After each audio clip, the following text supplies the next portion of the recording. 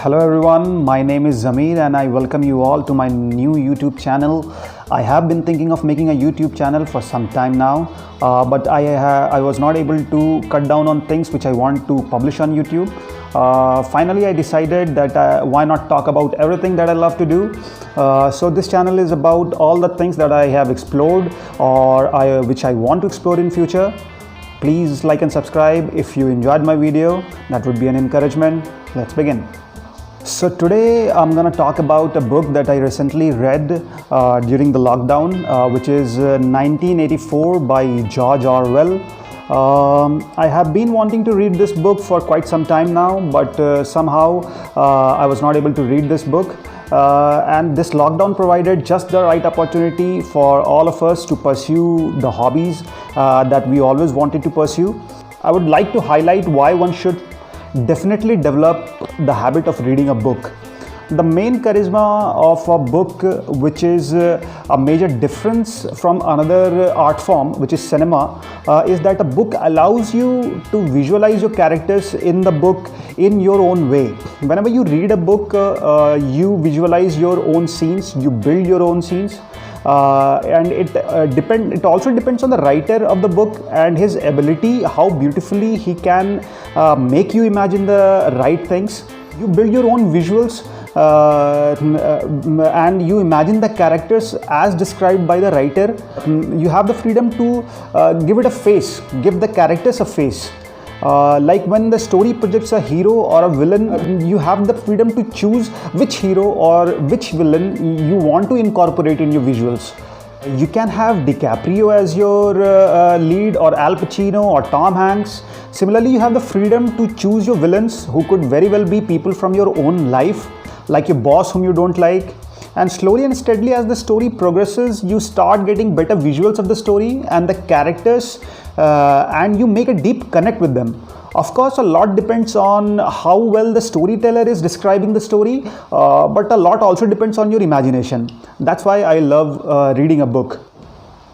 Now, this book which we are talking about today was first published in 1949, and it talks about a totalitarian government which keeps a close vigil on its citizens and molds and shapes people's memory by changing the past and the present in whatever way it sees fit.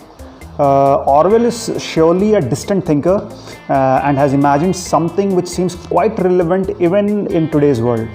The story takes place in an imagined future actually.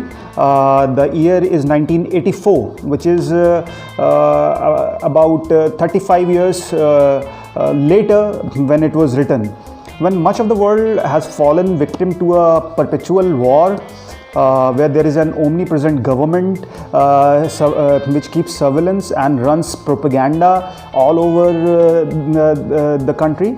Great Britain, also which is projected in the story as Airstrip 1, has become a province of a totalitarian superstate named Oceania, that is ruled by a party who employs the thought police to persecute any independent thinking. Big Brother, the leader of the party, enjoys an intense cult of personality, despite the fact that he may not exist altogether. The protagonist, Winston Smith, is a low-rank party member who secretly hates the party and dreams of a rebellion. He enters into a forbidden relationship with his co-worker Julia. Orwell gave us many new terms which he used into the story, which have entered common usage, like the Big Brother, who is the leader of the party and who rules Oceania. He is used as a symbol to rule over the people, and that symbol is very close to God, who is omnipresent and omniscient. Another word is doublethink, where one accepts contrary opinions or beliefs at the same time. Another beautiful word is thought crime, where one cannot have unspoken beliefs and doubts that contradict the tenets of established ideology. And then there is newspeak, etc., etc. Coming to the plot of the story, it is set in 1984, which revolves around the protagonist, whose name is Winston Smith, who lives in Airstrip 1, which is a province of Oceania. Oceania is one of the 3 totalitarian states that rule the world. It is ruled by the party and the mysterious leader Big Brother under the ideology of Ingsoc, which in Newspeak it means English socialism. The story depicts how the party keeps vigilance using the thought police and its big telescreens. It depicts how those who fall out of the favor of the party become unpersons and disappear with all evidence being removed out of existence. How the party is even making small children as its thought police, and how the parents are proud of their children even if they are dished by their own children, if they speak or even think against the party or Big Brother.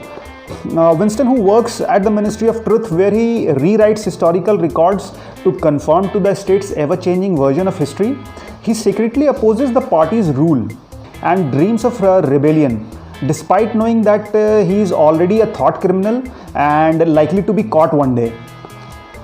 At the Ministry of Truth, he observes Julia, a young woman maintaining the novel writing machines at the ministry, whom Winston first initially suspects of being a spy against him and develops an intense hatred on her. But one day Julia secretly hands Winston a note confessing her love for him, and the two begin a very torrid affair, an act of rebellion actually, as the party insists that sex is only for reproduction. Winston also vaguely suspects that his superior, who is also an inner party official named O'Brien, is part of an underground resistance movement known as the Brotherhood, which is formed by Big Brother's political rival Emmanuel Goldstein. One day Winston is approached by O'Brien, who invites Winston over to his flat, where O'Brien introduces himself as a member of the Brotherhood. Later, Winston and Julia are captured and imprisoned when Mr. Charrington, the caretaker of the place where they used to meet secretively, is revealed as thought police agent. At the Ministry of Love, Winston briefly interacts with his colleagues who have been arrested for other offences. O'Brien arrives where Winston has been jailed and reveals himself to be another thought police agent, part of a special sting operation to catch thought criminals.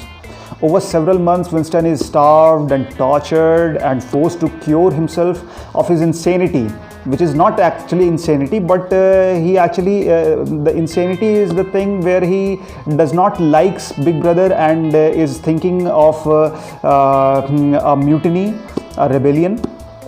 Winston is starved and tortured and to change his own perception to fit in line with the party, O'Brien reveals to Winston that party seeks power for its own sake actually.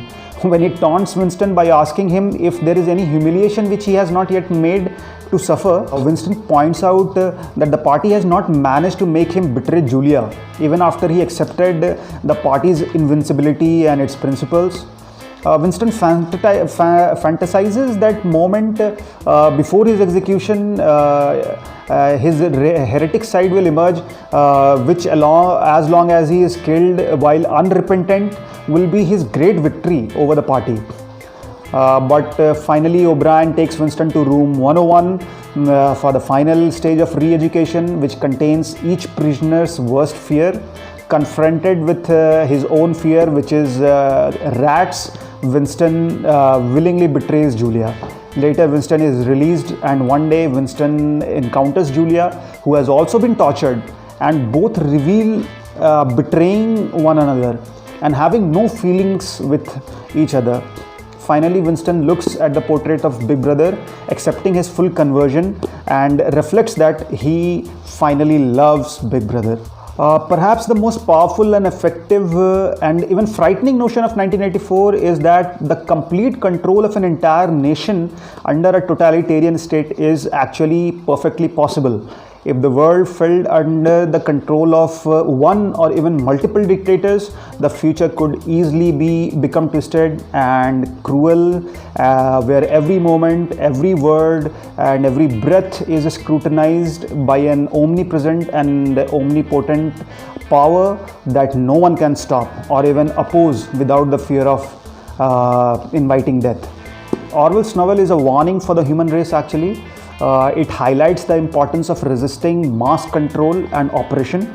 Not surprisingly, 1984 has found a nervous readership, even in today's world, when misinformation and fake news is being spread widely on the web, where poisonous tensions among ethnic and religious groups are fanned by right-wing demagogues, and reporters scramble to sort out a bundle of lies by the ruling parties across the world. So I strongly suggest to give it a read. If you have already read the book, please do let me know your opinion in the comment section below. Hit the bell icon and press the like button if you liked my video. Thank you.